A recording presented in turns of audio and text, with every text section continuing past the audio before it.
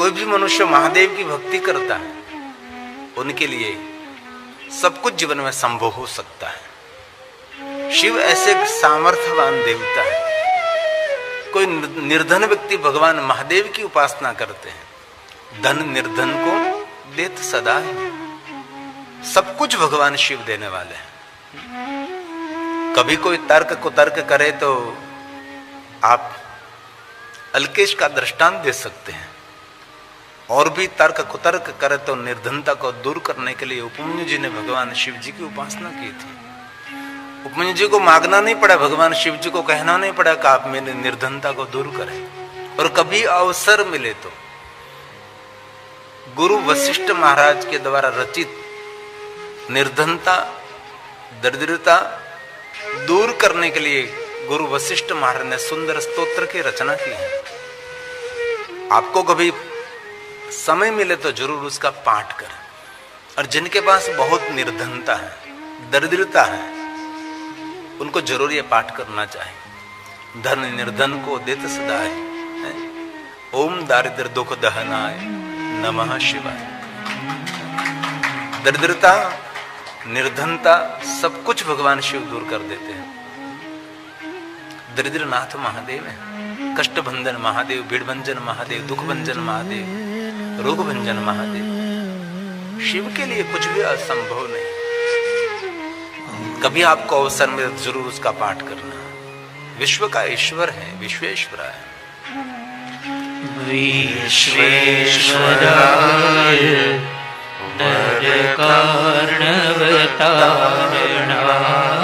जो शिव जी का भजन करते हैं उनको नरक का कोई भय ही नहीं।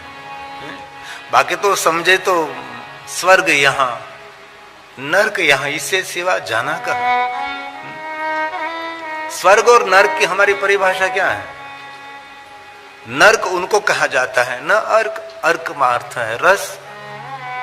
जिनको जीवन जीने में कोई रस नहीं रहता, वो जीवित होते हुए वो नरक में जी रहा है। न अर्क, कोई अर्क, कोई रस नहीं, कोई रुचि नहीं खाने में रस, न सुंदर कपड़े पहनने में रस, नहीं रिश्तेदारों को मिलने में कोई प्रीति, नहीं सत्संग, न पूजा, न अर्चन, न ध्यान, न देवदर्शन, कुछ भी नहीं। जिनका जीवन रुचि विहीन हो जाता है, जिनका जीवन रसहीन हो जाता है, जिनको हम डिप्रेशन कहते हैं, हताशा कहते हैं, निराशा भी कहते हैं।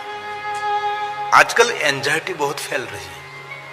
छोटे छोटे बच्चों में एंजाइटी, 2-3 साल, 4 साल, 5 साल, 10 साल तक बहुत लोग एंजाइटी में से बाहर नहीं निकल सकते। और कई लोग जन्म पर्यंत नहीं निकल सकते। एक खतरनाक है, उनकी कोई दवा भी नहीं है। इसलिए ईश्वर के प्रति श्रद्धा उनकी सबसे बड़ी दवा है। आजकल युवानों में, वृद्धों में, बच्चों में ये भयानकता फैल रही है, जिनको मानसिक रोग कहा गया है। इसलिए मन से निरंतर भगवान शिव जी का ध्यान करें। नरक का अर्थ है जीवन जिनमें कोई रुचि नहीं रहती।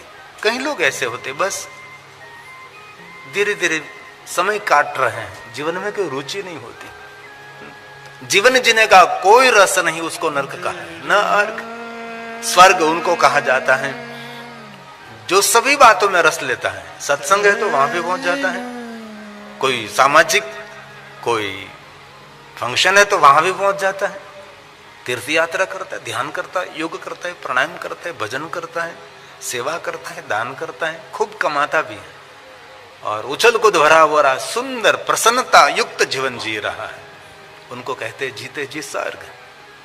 लेकिन ज्यादातर लोग नरक में ही जीते हैं। जी रहे लेकिन जीवन जीने का कोई उनके पास कोई तरीका, कोई रस नहीं है। इसीलिए नरक में से तारने वाला, और मैं बहुत दिल से कहता हूं जिनके पास महादेव का भजन है उनको कभी नरक का डर रखना ही नहीं। और जो महादेव का भक्त है उनको दुनिया का कोई भय तो नहीं रखना चाहिए, लेकिन उनके पास कोई मृत्यु का भी भय नहीं रहता। देवताओं ने एक बार पूछा था मृत्यु को, मृत्यु तो क्यों सबको डराता है? तब मृत्यु ने कहा था मैं महादेव का परम भक्त हूं, मैं शिव भक्तों को कभी नहीं डराता। शिव भक्तों के लिए मृत्यु उनके लिए आशीर्वाद है, उनके लिए वरदान है। लेकिन जो पापी लोग हैं उनको मैं बहुत डराता हूं, बहुत डराता हूं। तब देवताओं ने कहा मृत्यु उनको क्यों डराते हैं? तब मृत्यु ने कहा मैं भी परोपकारी हूं। जीवन पर्यंत जिन्होंने पाप किया है, अंत समय उनका समय जब पूरा होता है तब उसका मैं जीव लेने के लिए आता हूं। तब उसको मैं इसीलिए डराता हूं कि मेरे डर से कभी एक बार जो शिव जी को याद कर ले तो उसको मुझे नरक में नहीं डालना पड़े, मैं उसको शिवलोक पहुंचा दूं। इसलिए मैं परोपकारी हूं, मुझे किसी को नरक में ले जाना अच्छा नहीं लग रहा है। इसलिए मैं बार बार डराता रहता हूं कि एक बार मेरे डर से वो शिव जी को याद कर ले। महादेव का जो भक्त है उनका तो मैं स्वागत करता हूं, उसको मैं पीड़ा रहित ले जाता हूं। और शिव महापुराण ग्रंथ में कहा भी है जो महादेव की भक्ति करते उसको मृत्यु की पीड़ा भोगनी नहीं पड़ती। और मृत्यु की पीड़ा अनहद भयानक होती है। एक साथ में 100 बिच्छू डंक मारे और एक बिच्छू डंक मारता है तो भी सहन नहीं हो सकता, तो एक साथ में 100 बिच्छू डंक मारे तो कितनी वेदना, असह्य वेदना। इनमें से मुक्त रहना है तो भगवान शिव को भजन करना ही चाहिए, महादेव को याद करना ही चाहिए। महादेव के बिना हमारा कोई उद्धार ही नहीं। और शिव जी ने स्वयं ने कहा जो जीवन पर्यंत भाल में भस्म का त्रिपुंड करते हैं, जो अपने अंग पर रुद्राक्ष को धारण करते हैं और निरंतर मेरा भजन करते हैं, उनका मैं बहुत आदर करता हूं, मैं स्वयं आदर करता हूं। मैंने बहुत बार एक कथा कही है, तामिली ग्रंथ में कथा है, शिव रहस्य में एक कथा है कि एक बार भगवान महादेव जी कैलाश पहाड़ पर बैठे थे। कैलाश भगवान शिव जी का श्रेष्ठ निवास स्थान है। कैलाश कोई शमशान नहीं है। कई लोग ऐसा मानते हैं कि कैलाश शमशान है, नहीं नहीं। और शमशान के द्वार पर कैलाश शब्द लिखना भी नहीं चाहिए। कैलाश शमशान नहीं है। कैलाश उनको कहा जाता है जहां एक स्वर्ग नहीं करोड़ों स्वर्गों का निर्माण किया जाता है, जहां से स्वर्ग निर्माण करते हैं। स्वर्ग का भी स्वर्ग, करोड़ों स्वर्गों का निर्माण, जहां आनंद धाम है, जहां प्रसन्नता है, जहां कोई चिंता, उद्वेग, भय, निराशा, हताशा कुछ भी नहीं। निरंतर जहां चिदानंद रूपम शिवोहम शिवोहम, जहां शिव स्वयं विराजते हैं, उसको शिवलोक कहा जाता है।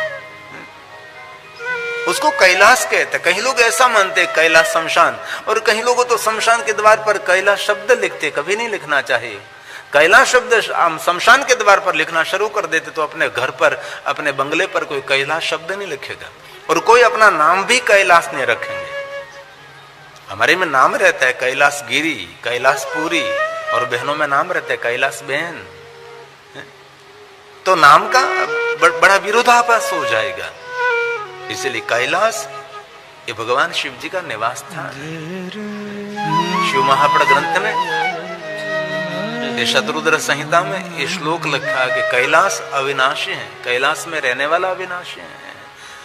कैलाशे भवनम रम्य, वहां भगवान शिव जी का जहां स्थान है, रम्य भगवान महादेव का वहां भुवन है, वो कैलाश है। पूरे ब्रह्मांड का क्षय हो सकता है लेकिन कैलाश निरंतर है, निरंतर कैलाश। और बहुत बहुत कैलाश से बड़े भी ऊंचाई वाले पहाड़ है, वहां पर्वतारोहण होने वहां पहुंच गए, लेकिन कैलाश पहाड़ पर कोई पहुंचा नहीं, कभी नहीं, अनटच रहा। और ये पूरी हवाई पट्टी भी कैलाश पर्वत से ऊपर से एक भी नहीं गुजरती। वहां कोई हेलीकॉप्टर भी उतार नहीं सकता। कुछ तो है वहां तत्व। अगर इतनी आधुनिक दुनिया चंद्र पर पहुंच सकते हैं, सूर्य के निकट पहुंच सकते हैं, मंगल तक पहुंचने का सपना देख रहे हैं, तो कैलाश की छोटी ऊपर पहुंचने में क्या समय लगता है। लेकिन अभी तक कोई पहुंचा नहीं है, क्योंकि वह शिव जी का निवास स्थान है। हमने तो बहुत समय पहले वहां 7 दिन रहकर भगवान महादेव की कथा का गायन किया था। अद्भुत स्थान है। लेकिन जिनकी उम्र बड़ी हो गई उसको कभी नहीं जाना चाहिए। जिनकी उम्र छोटी है और बिल्कुल तंदुरुस्त है, उनको ही जाने का प्रयास करना चाहिए। बाकी तो सब कुछ ठीक है, रोड, सड़क, रहने का, बस सब कुछ, लेकिन वहां हवा में प्राण नहीं है, हवा में ऑक्सीजन नहीं है। इसलिए वहां श्वास कोई नहीं ले सकता। कोई भी हो, छोटा मोटा कोई भी व्यक्ति वहां जाकर थक जाता है। हमने सप्तपदी तक वहां हम गए थे, कैलाश के निकट तक बहुत लोगों ने परिक्रमा की थी, मुझे कथा करनी थी। इसलिए आपको कोई एजेंट कहे चलो हमारी जवाबदारी, हम आपको ले जाएंगे, कोई किसी की जिम्मेदारी वहां नहीं रहती। आपके पास से वो पैसा ले लेंगे और बीच में से आपको वापस कर देंगे। इसलिए किसी के बहकाव पर आकर बड़ी उम्र वालों को, जिनको श्वास का दम, जिनको प्राणायाम करने की आदत नहीं है, उनको कभी वहां जाना नहीं चाहिए। खतरनाक, वहां की सुरक्षा है, प्रकृति का वहां सुंदर ये एक रक्षा कवच है। देखो तो वहां सब लोग पिकनिक करने के लिए चले जाते हैं। और ये मानस सरोवर में, मानस सरोवर नहीं, मानस सरोवर सही नाम है, ब्रह्म सरोवर, एकदम सुंदर पान जल है, लेकिन वहां कोई स्नान नहीं कर सकता क्योंकि हमारे पास नहीं है वो। पहले तिब्बत के पास था, अब चाइना के पास है, इसलिए वहां इस सरोवर में कोई स्नान नहीं कर सकता। इस सरकार ने वहां मना कर दिया। आपको स्नान करना है तो वहां से बाल्टी भर के दूर जाकर स्नान कर सकते हैं, अभी से कर दिया। पहले तो हम गए थे, वहां तो छुट्टी थी, हमने तो मानस सरोवर में स्नान किया था, लेकिन अभी नहीं। इतना साफ सुथरा, इतनी सुविधा युक्त सब कुछ है जो कि उनके पास है ना। हमारे पास होता तो हम श्रीफल ने, चुंदड़ी, संकल्प ने, चारों तरफ हमारे पंडित लोग बैठ जाते, चलो संकल्प करो, आपके पिता का नाम लो, गोत्र का नाम लो, करो। चुंदड़ी, अबील, गुलाल, गंगू, दूध, दही, सब कुछ मानस सरोवर में। लेकिन उन लोगों के पास है तो थोड़ा नहीं है, नहीं होना चाहिए, लेकिन है तो सुरक्षित है। बाकी तो सभी तीर्थों में हमारे तीर्थ पुरोहित का आदर भी करना चाहिए, तीर्थ पुरोहित की पूजा भी करनी चाहिए, तीर्थ पुरोहितों को राजी भी करना चाहिए, और तीर्थ पुरोहित के पास तीर्थ देवताओं की पूजा करनी चाहिए। लेकिन पहले पूजा करने से पहले उनके साथ शर्त भी कर लीजिए कि हमको पूजा की क्या दक्षिणा देनी है, और पूजा पूर्ण होने के बाद क्या देना है। अगर हम मुझे अनुभव है कि पूजा की दक्षिणा हमने फिक्स कर ली और पूजा पूर्ण हुई तो कि ब्रह्म भोजन के लिए कुछ दीजिए, गौदान के लिए कुछ दीजिए, ये दान क्रमशः निकलता है।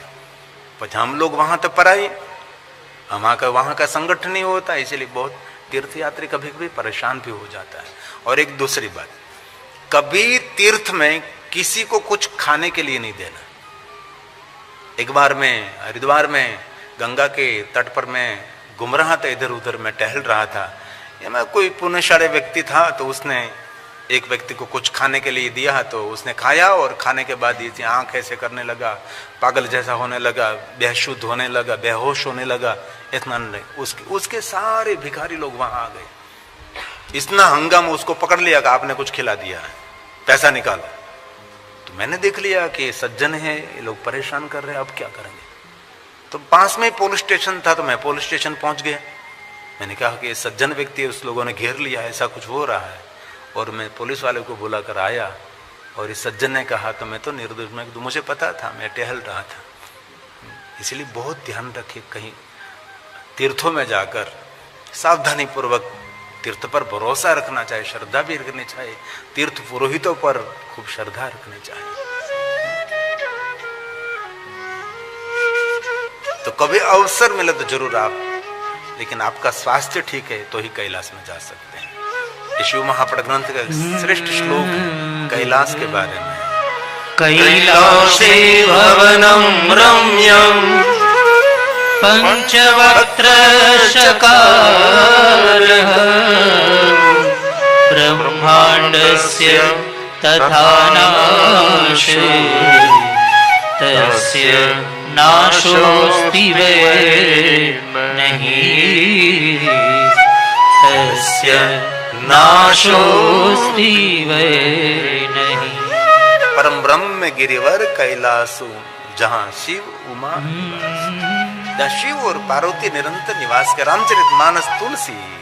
परम रम्य गिरि बरु कैलासो सदा जहाँ शिव उमा निवासो सदा जहाँ शिव उमा निवासो। विश्व का ईश्वर, विश्व का पति, नरक में से तारने वाला है। इसीलिए निर्धन व्यक्ति, दरिद्र व्यक्ति जो भगवान महादेव की साधना करे, ओम दारिद्र दुख दहनाय नमः शिवाय, पूरा स्तोत्र पूरी पंक्ति आप ना बोल सके तो अंतिम पंक्ति को जोड़कर साथ में पंचाक्षर मंत्र जोड़ दीजिए। पुष्प चढ़ाते समय, बिलोपत्र चढ़ाते समय, जलधारा करते समय, प्रणाम करते समय, वंदन करते समय, स्तोत्र जो आपको बोल सकते तो जरूर बोलिए, नहीं बोलिए तो कोई बात नहीं। विश्वेश्वराय नर कारणवतारणाय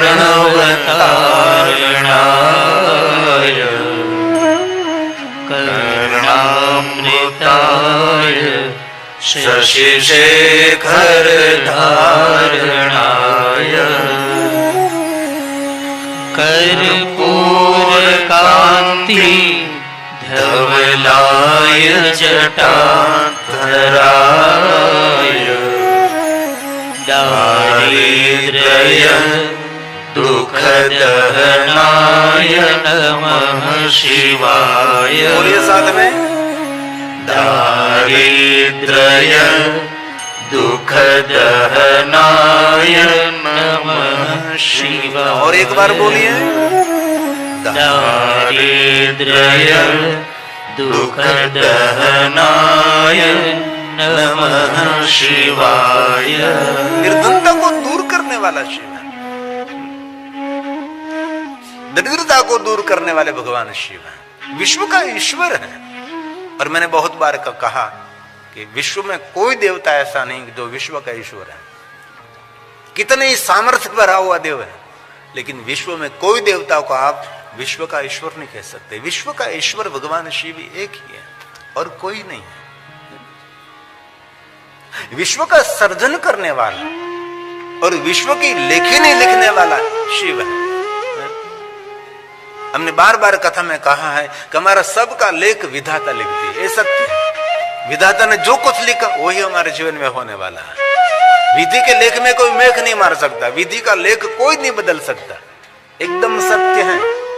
कितना ही लाख पुरुषार्थ कुछ भी आप करो, लेकिन विधि का लेख कोई नहीं बदल सकता। तो विधाता हमारे सबके लेख लिखते हैं, सत्यम।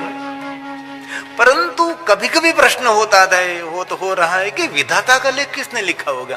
अपने स्वयं ने लिख लिया होगा, कोई तो होगा ने। विधाता हमारे सबके लेख लिखते हैं, तो विधाता का लेख किसने लिखा? लेकिन कभी किसी ने बताया नहीं। शिव महापुरुष ने कहा कि दुनिया का लेख विधाता लिखते हैं, लेकिन विधाता का लेख लिखने वाला स्वयं भगवान शिव है, जो महादेव है। और किसी को अनुमति नहीं है, विधि का लेख बदलने की अनुमति किसी को नहीं दी। विधि का लेख बदलने की अनुमति विश्व में एक है, विश्वेश्वर महादेव शिव जी को उसको अधिकार मिला है कि विधि का लेख में कुछ भी बदलाव कर सकते हैं। एक बार तो ब्रह्मा जी स्वयं पार्वती को मिलने के लिए आए, डरते डरते डरते डरते आए। तो पार्वती ने पूछा, क्यों इसी डर रहे आप, चुपके चुपके क्यों आ रहे हैं? तो कहीं है नहीं ना हमारे इष्ट देव महादेव जी? तो कहा नहीं, वो तो जंगल में ध्यान कर तपस्या करने के लिए गए, अब तो मैं अकेली हूं, बात क्या है पूछो।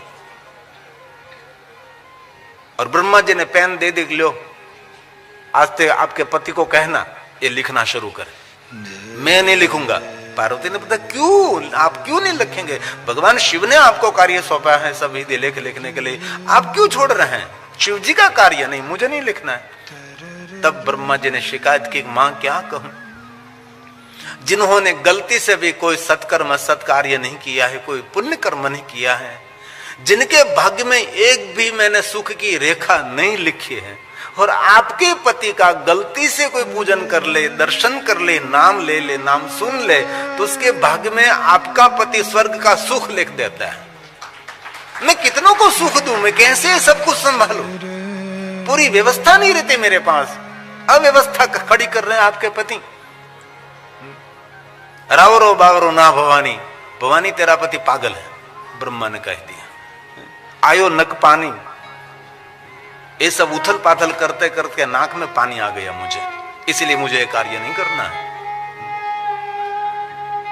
इसलिए विधि का लेख कोई नहीं बदल सकता, लेकिन जो महादेव की उपासना करते, जो शंकर जी की साधना करते, महादेव को याद करते हैं, उनके विधि लेख भी बदल सकता है। मृत्यु के मुख में से कोई मुक्त नहीं कर सकता, मृत्यु के मुख में से वही मुक्त कर सकता है जो शिव है। मार्कंडी ऋषि की आयु अल्प आयु थी। मुर्कंड ने कहा, बेटा तेरी आयु तो बहुत अल्प है, मेरे भाग्य में तो पुत्र नहीं था, लेकिन शिव जी के पास से हट करके हमने लिया है कि मुझे चाहिए, पुत्र चाहिए मुझे। पुत्र नहीं है, लेकिन अल्प आयु वाला पुत्र दिया। तो मार्कंड ने पूछा मुर्कंड को, पिताजी मैं क्या करूं? तब पिता मुर्कंड ने कहा कि बेटा मार्कंड, मुझे पता है शिव की प्रसन्नता सब कुछ संभव कर सकती है। बेटा महादेव की उपासना कर, आप मृत्यु से परे हो जाओगे। तब मार्कंड ने, पिता मुर्कुंड ने जैसे जैसे मार्गदर्शन किया वैसे वैसे भगवान शिव की उपासना की। मृत्यु का समय आ गया, यमराजा मार्कंड को लेने के लिए आ गए, लेकिन मार्कंड ऋषि ने शिवलिंग को बात में ले लिया और भगवान महादेव ने मार्कंड ऋषि की रक्षा की है। इसलिए भारतवर्ष में 2 स्थान पर मार्कंडेश्वर महादेव है। एक मार्कंडेश्वर महादेव है जगन्नाथपुरी में, वहां मार्कंड तालाब भी। जैसे जगन्नाथ भगवान का खंडित पूजन हो रहा है, जिनका हाथ नहीं है, तो वहां शिवलिंग भी खंडित है। मार्कंड तालाब है और मार्कंड तालाब के पास में मार्कंडेश्वर महादेव है। वहां टूटा हुआ शिवलिंग है, लेकिन उसकी पूजा करने की महिमा है। आप जगन्नाथ मंदिर से हमारी गुजराती गौशाला है, वहां गुजराती गौशाला के मार्ग पर आप जाओगे, वहां मार्ग में पड़ता है। गुजराती गौशाला को राष्ट्रपति अवार्ड भी मिला, इतनी बड़ी गौशाला गुजरातियों की है जगन्नाथपुर में। और वहां ये गुजराती गौशाला के मार्ग पर एक मार्कंडेश्वर महादेव है। दूसरा मार्कंडेश्वर महादेव वाराणसी से, काशी से सारंगनाथ महादेव, सोमनाथ महादेव। सारंग सती का भाई था, उसने शिवजी को पहचानने में गलती कर दी थी। शिवजी को वो जोगी समझता था, झुपड़े में रहने वाला समझता था। ये सारंग की सुंदर कथा है। इसलिए उसके गर्व को दूर करने के लिए सारंग को सपना है, और सपने में उसकी बहन सती सोने के राजमहल में रह रही है। पूरी नगरी सुवर्ण की नगरी है। इसलिए सारंग ने क्षमा मांगी और भगवान महादेव जी वहां सोमेश्वर लिंग में प्रकट रहे, और जहां सारंग ने प्रार्थना करी थी वो सारंगेश्वर महादेव है। इस तरफ जो है वो सोमेश्वर महादेव, इस तरफ है वो सारंगनाथ महादेव है। इस सारंगनाथ से दूर 24-25 किलोमीटर की दूरी पर गंगा के तट पर मार्कंडेश्वर महादेव है। बहुत प्राचीन, एक मुर्कंड महादेव है और मार्कंडेश्वर महादेव है, अति प्राचीन स्थान है। और ये मार्कंडेश्वर महादेव अति प्राचीन, कभी अवसर मिले तो उनका दर्शन, काशी में जाने का अवसर मिले तो, बहुत प्राचीन स्थान है। और वहां 300 घर गिरी का है, गिरिपुरी का है, गोस्वामी समाज का है। वहां के पूजा परंपरा भी गोस्वामी आपके जैसा है। वहां मुन्ना भाई पूरा सद्धत पूरे सब कुछ संभाल रहा है। मुन्ना गिरी जी उसका नाम है, मुन्ना गिरी। लेकिन दूर पड़ता है, इसलिए मिलते जुलते कम है। गंगा के तट पर है, कभी जाने का अवसर मिले। इसलिए शिव ऐसे एक देवता है, आपके भाग्य रेखा भी बदल सकता है। अरे राजा दशरथ को पुत्र नहीं थे, शिव की साधना की।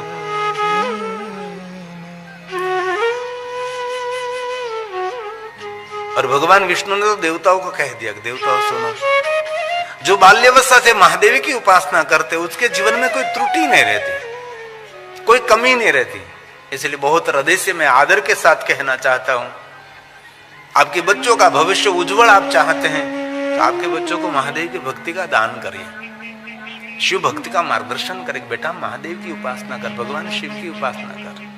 शिव की उपासना में कुछ भी नहीं है, बस पंचाक्षर मंत्र का जाप करना है, भस्म का त्रिपुंड रुद्राक्ष को धारण करना है, और सुबह में थोड़ा जल्दी उठकर कम से कम पंचाक्षर मंत्र की एक माला करें।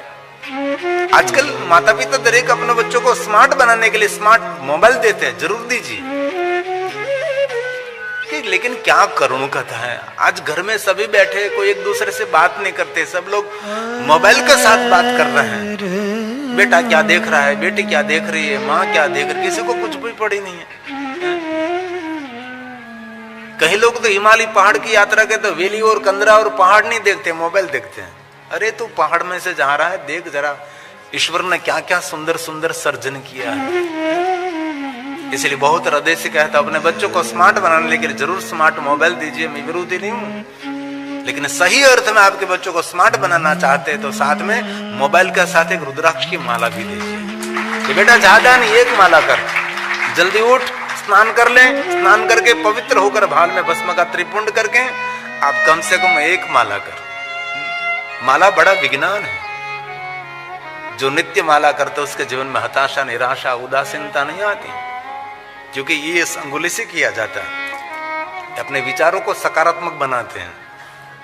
ये आपके हृदय के लिए बहुत महत्व का है। ये कोई भी शरीर के जो जॉइंट है इनमें कभी भीड़, इसीलिए माला एक बहुत बड़ा विज्ञान है। 2 अंगुली को छोड़कर, जैसे आप यज्ञ करते हैं, जैसे बच्चों को भोजन कराते हैं, वैसे ही माला करना चाहिए।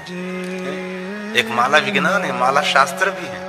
और यहाँ पहुंच गई है 108 या 9, वहां से वापस ऐसे हृदय के बरोबर माला रखनी चाहिए। यहाँ मोबाइल नहीं रखना चाहिए, वह हृदय है आपका, पूरे शरीर को चलाता है। वहां रखकर माला करिए आप। नजर नाक के ऊपर रखे, कोई विचार नहीं आएगा। ओठ से कान तक आवाज सुनाई दी, इतनी आवाज से आप मंत्र जाप करें। मन में करोगे तो बहुत विचारों में फंस जाओगे, इसलिए जोर से भी नहीं, बहुत धीमे भी मन भी नहीं। आपके ओठ से कान तक आवाज सुनाई दी, इतनी आवाज से आप पंचाक्षर मंत्र का जाप करें। सभी मंत्र को सदगुरु के मुख से लेना पड़ता है, लेकिन ओम नमः शिवाय मंत्र कोई सदगुरु के मुख से नहीं लिया है तो भी इस मंत्र का जाप कर सकते। क्यों? स्वयं भगवान शिव के मुख से प्रकट हुआ है। और शंकर भगवान जगत गुरु नहीं है, भगवान शिव जी त्रिभुवन गुरु हैं। गुरुओं का गुरु भगवान शिव है। इसलिए अपने जीवन को बदलना है, अपने भाग्य को बदलना है, तो अब ज्यादा से ज्यादा महादेव को याद करें। विश्व का ईश्वर है, विश्व का विधाता है।